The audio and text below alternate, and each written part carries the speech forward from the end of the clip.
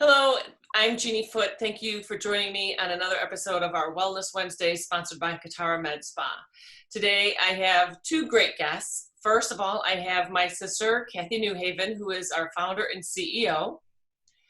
And then we are also joined by our father, John Konitzer. And today we wanted to bring you kind of a special episode for us because our father has reached the year of 90. And he makes it look so good and so effortless. And in honor of Wellness Wednesday, we just really wanted to tap into his ideas and thoughts on what it takes to live a long and healthy life. And so, Dad, first of all, just want to say thank you for being with us today and taking the time out of your busy schedule to join us. I'm retired. Yep. So, Dad, just briefly give us an idea of you're the first man in your family to live past the age of 70, and you've just celebrated your 90th birthday. Give us some ideas on what you think it has taken to get you to this point in life. What little nuggets can you give us to live a long and healthy life? Well, I don't have a secret of any kind. I think that the majority of it is just luck and the grace of God to get me here this long. I don't know what the reason is why I'm still here. Sometimes I wonder that myself. I think the only answer I can give is that God is not through with me yet. He wants me to do something else. I don't know what it is. My whole goal and whole worry or concern is, will I be up to the challenge when it occurs? And that's the biggest concern I have right now. How I got here this long, I don't know. I would like to say it was a good, healthy life, but I don't believe that. I've done an awful lot of things in my life for which I'm very much ashamed and concerned, but I think I've done a lot of good things too. So I don't know.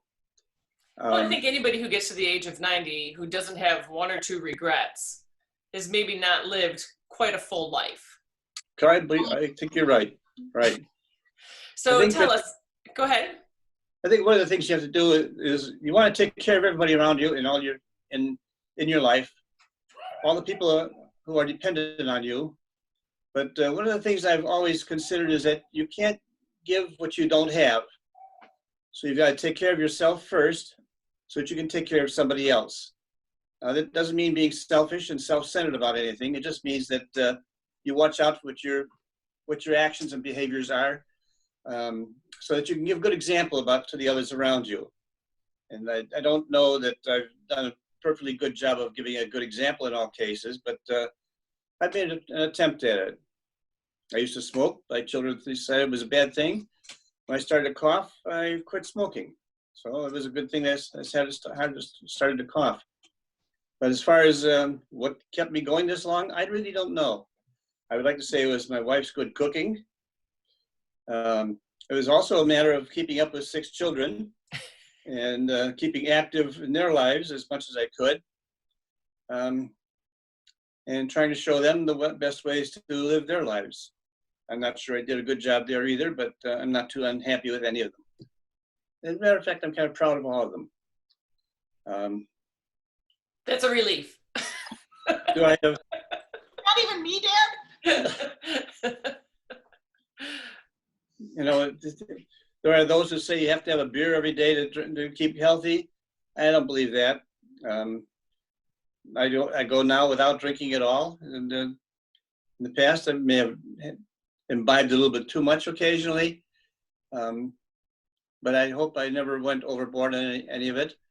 And eating well and healthy. I've always done that, or tried to.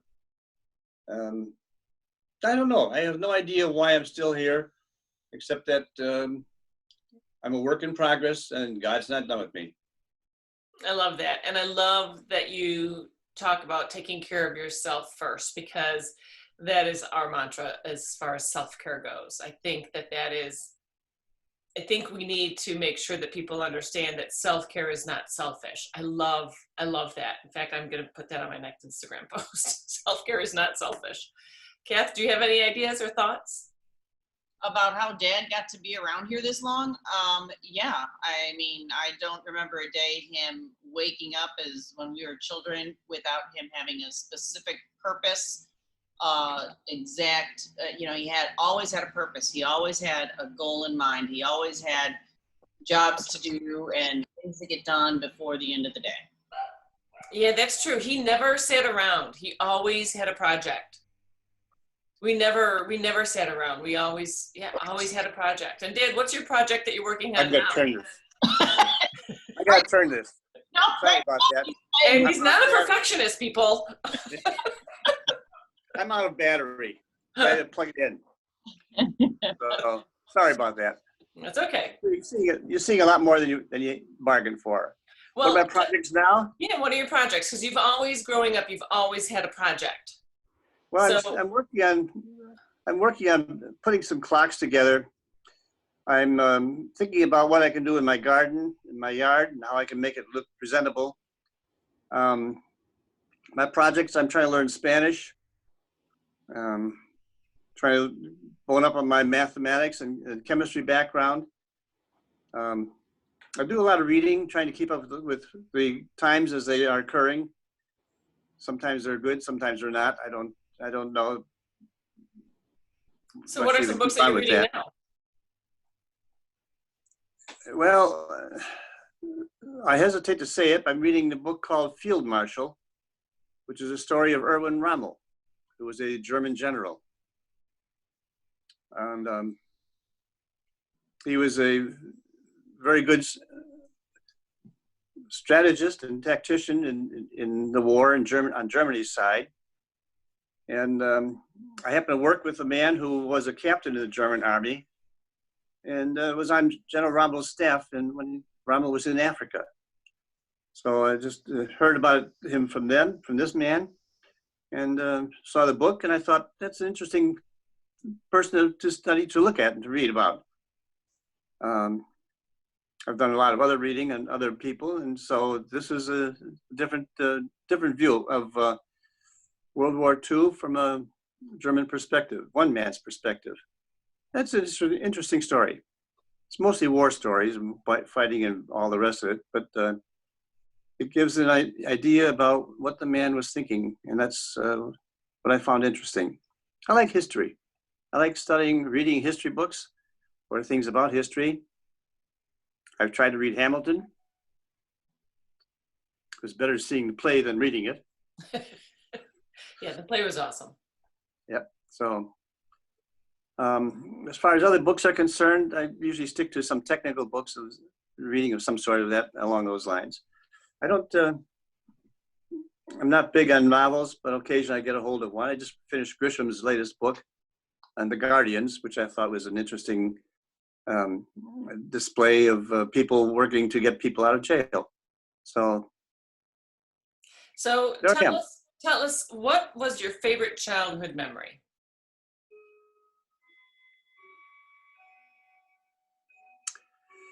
There's a clock in the background. I think my favorite childhood memories involve sitting around the tables with my parents, my sisters, working on projects of various kinds, them with their dolls and papers and makeup and things, and me with my model airplanes, and my dad sitting next to me, mom in the other room, or walking in and out. We had kind of a night. One of the other ones I remember is when my mother played the piano for a number of friends that would come over. She was very big with the Franciscan priests at St. Peter's in Chicago when they were down on Polk Street. So frequently they'd be out to sing and party with us at the house. Those are the good times. We had an awful lot of bad times too, because that was right during the war, and everything was up for grabs, and there was a lot of problems, of one kind or another. In what war? But we lived through them all. Through the war, yeah. What war? World War II. World War II. Yep. So Kathy, do you have any questions for Dad? I actually do. On that note, I'd like to know, Dad, a little bit about how some of those times. I know you lived through the Depression. I know you lived through the several wars. But I'd like to know a little bit about how all of those tragedies, those terrible things that happened on a global situation, how do they compare to what we're going through right now? Date on the calendar. That's about it. The same things going on then that are going on now that went on then. We have far more advantages and opportunities and entitlements now than we ever did at that time. Then there was no safety net of any kind to get us out of various difficulties. Everybody was on their own. They had to manage themselves. And now we have a lot of safety nets.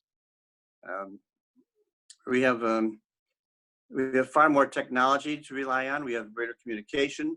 We have instantaneous communication now, whereas at that time, if you want to learn something, you read the newspapers or learn it on the radio.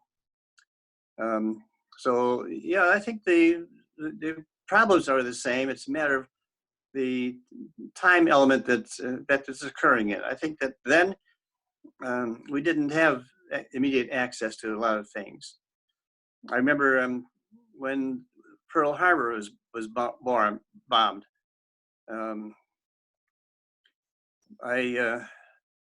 I got news of it when one of my friends came over and told me that they were going to sell special editions of the newspaper. So I got my little red wagon out and piled it up with a bunch of newspapers and walked around yelling, "Extra, extra, war."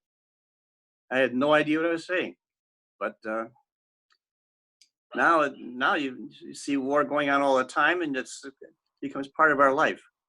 I don't like that part of it. I think that there are too many people who are turning to violence and in place of communication, and that's part of the problem we're having now.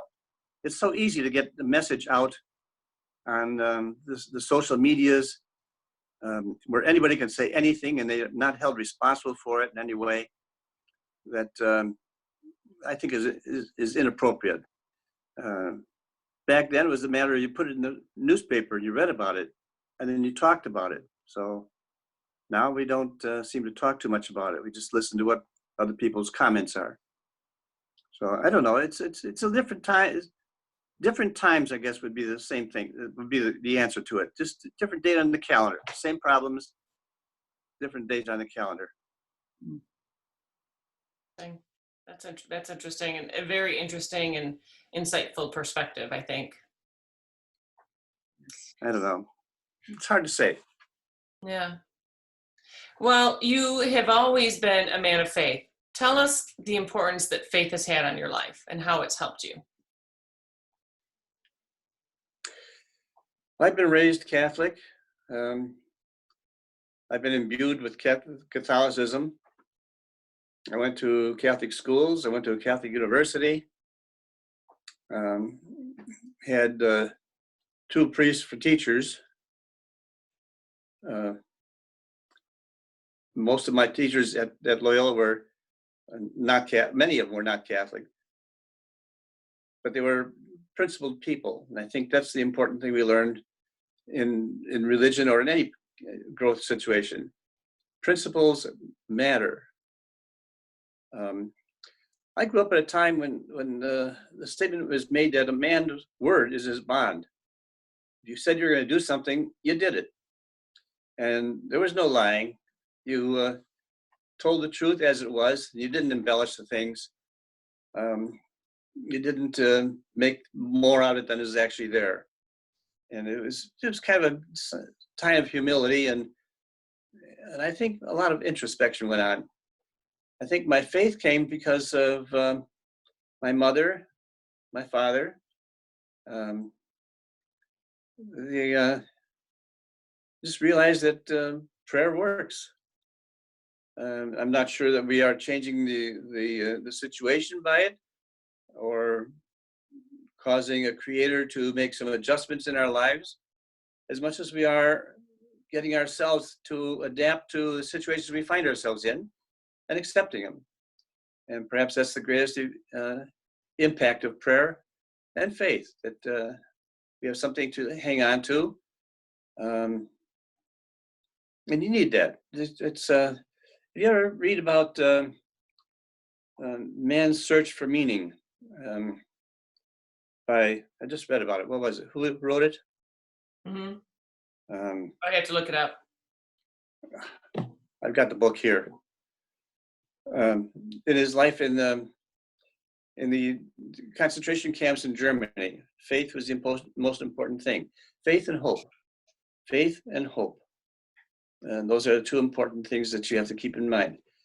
I think that the stronger they are, the better chance you have of surviving.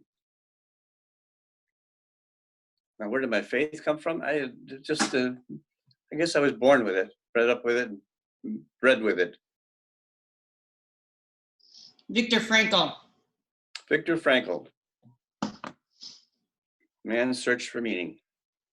Something everybody should read. Yeah. Goes along with organic chemistry, something else everybody should read. We're getting to that one. We're getting to that. Kathy, another question? What? Organic chemistry didn't give me a chance. It doesn't give a lot of people a chance. Thank you, Mom, for getting me a better grade. Yeah. Right. Oh, Kath, do you have another question? not on that one. So, okay, so then let's move into chemistry and organic chemistry. First of all, what is it why teaching and why chemistry? Me? Yes. Why chemistry? Not her. Oh my. I remember when I was in 8th grade, I'm ready to go to high school. I thought the easiest thing in the world is English, literature, grammar, and all the rest of it. No problem. I got to high school and I ran into a little snag when I got to mathematics. That was a little bit of a challenge. And then I took a chemistry class and I thought, golly, that's challenging. When my friend called me one day and said, I'm going to register at Loyola, want to join me? I said, yeah, maybe so. So I did. Why chemistry? I didn't understand it. It was a challenge. It was something I didn't fully comprehend. I thought this was a good chance to learn all about it. Didn't give up on English or literature by any means, or grammar, but I had a new challenge. And I followed that challenge all the way through. It still is a challenge. How do we know what is going on in every place? We don't know. I think it's evident we don't know the chemistry at all of any of these diseases or viruses or cures. We tout things like hydroxychloroquine. We have no idea what its effect is on the body. We don't even know what aspirin does, for that matter. But there is where chemistry is taking its toll. And it's just intriguing that there's so much to learn. It's just challenging, and I think that's the thing that I found interesting about it. I like things that are challenging. I don't want to just take anything that's simply done. I'd rather have something I have to work on. I like working crossword puzzles. I like working challenging problems of various kinds. Calculus was a challenge, and I overcame that, and now I'm going on to vectors and tensor analysis if I can. I'm going to give it a try anyway. Okay. But it's just a challenge again. So challenging yourself. So a couple of things. Yeah, I was going to walk to the post office today. I figured I could make that easily, but I kept thinking all the way. Suppose something happened and I'd have to call somebody for help. So I decided not to. I'm sorry now I didn't do it. I'm not sorry. Sorry, not sorry. Yeah, I am. I wish I had. It's not very far. It just, and I could have done it. Just 3 months. didn't want to take a chance of having to call somebody and say, "Hey, come and get me. I fell down." So, Mm. Kath, any other questions or thoughts? what? You know, that's just it.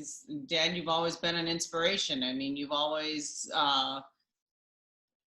been the person that we follow. And, you know, when you feel like not getting out of bed in the morning, if that ever happens, I mean, it's because, I mean, we do because we're led by someone like you who just, you know, it, you can always go another day. You can always put one foot in front of the other.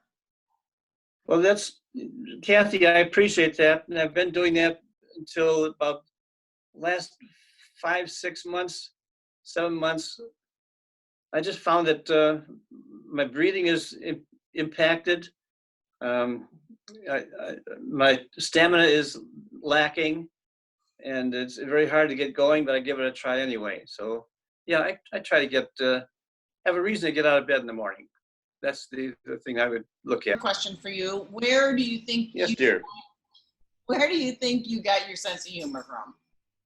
My sense of humor. Oh golly.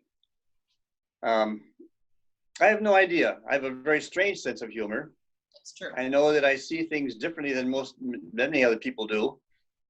I think that anytime I have these tests where you are supposed to make similarities and differences, I frequently come up with things that are strange and out of the ordinary because I think I have a different kind of sense of humor. I think that you know, many people can make sense out of everything, but many people can't make nonsense out of something. I just come up with ways to make things a little bit out of the ordinary and see what the relationships are.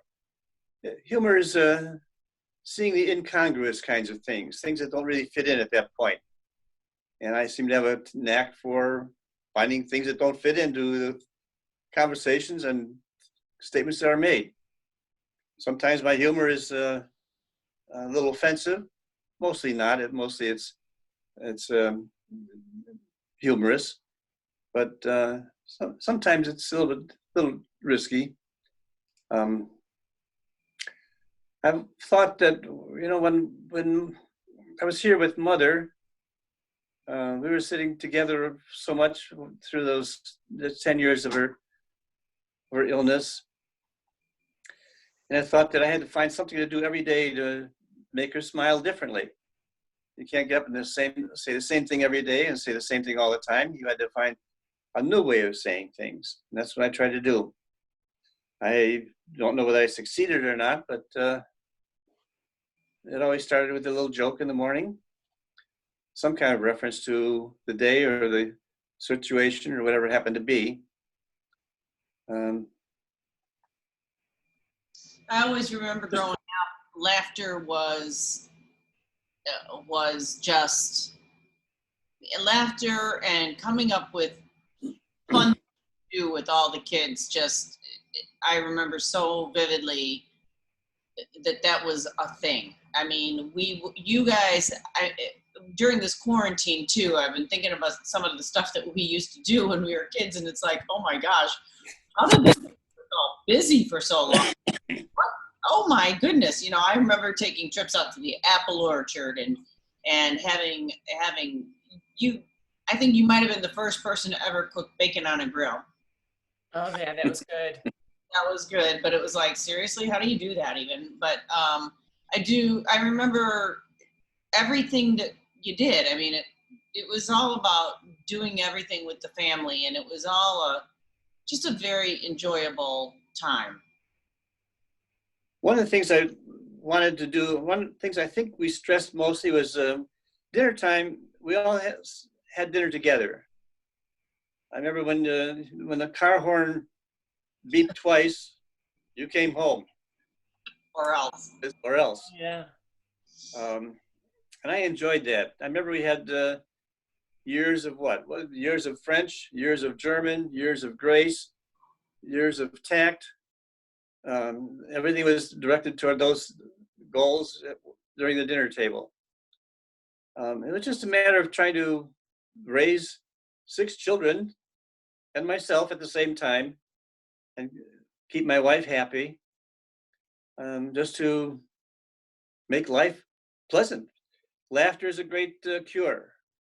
Laughter is a great cure. You have to be able to laugh first at yourself and then laugh at the things around you. So, again, you can't take yourself seriously because too seriously. Just have to enjoy life. Life is to be lived. So Don't what waste about, it. tell us a little bit about your relationship with Mom. How did you two meet? Well, we met at the parish youth council. Both of us were attendees. And we would go there. I think I was going to school at the time, and she was also in school. She was just in high school, as a matter of fact. I was in college. And we'd meet and visit. We'd sing and dance a lot of singing, a lot of not a lot of dancing, a lot of visitations of various kinds, just talking about all kinds of things with all the young people. Now, a couple of my friends and myself were a little older than the high school kids, so we were kind of looked up to in that regard. And I think that we just got along well together. Got along well together. There are little instances that occurred that not important right now, just that we talked about, and we just had a lot of fun together. Well, you always dated, even though you were married for how long? 60 years? Yep. You were married for 60 years, but I remember you coming to the front door with flowers, asking our oldest brother if Molly was home because you were taking her out on a date. And yeah, I remember that. So many other memories. And I think that is a big thing for us, was learning just to continue to date your spouse. I think that's a key element to happiness. We tried that. We tried that many times. A lot of times we couldn't afford it.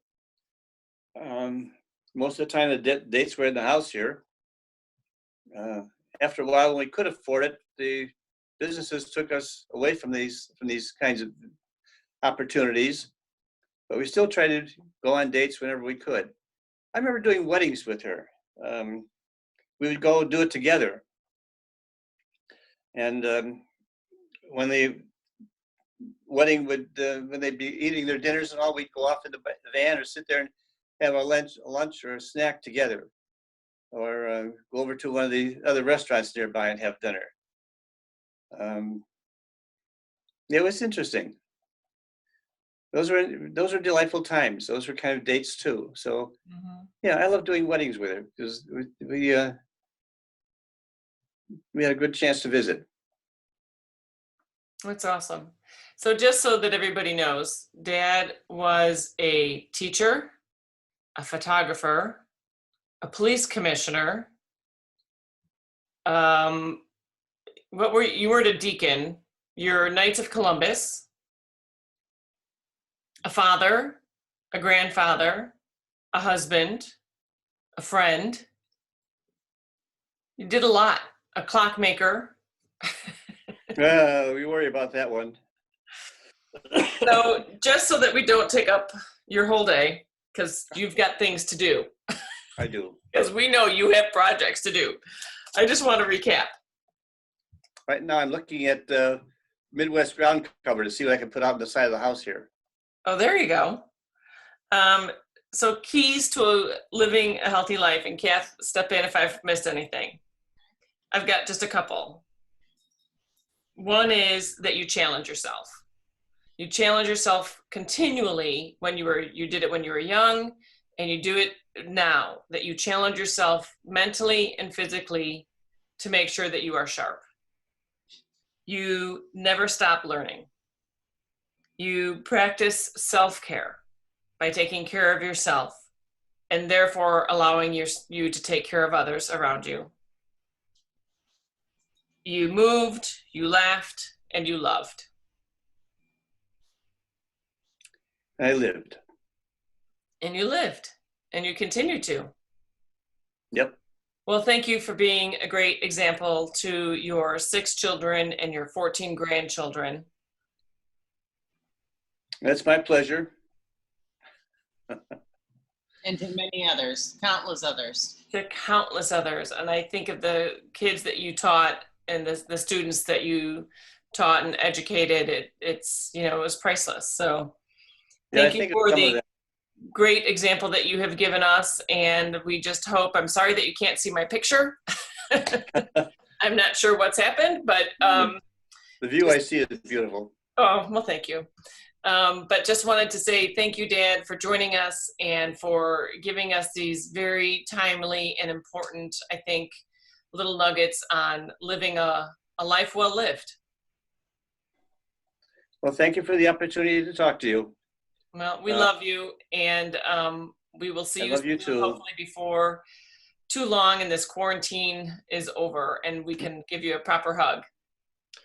I love you too, Jeannie and Kathy. And take care of yourselves, and I'll be praying for you too. All right. Talk to you soon. Love you. All right, babe. Bye-bye. Babes. Bye-bye.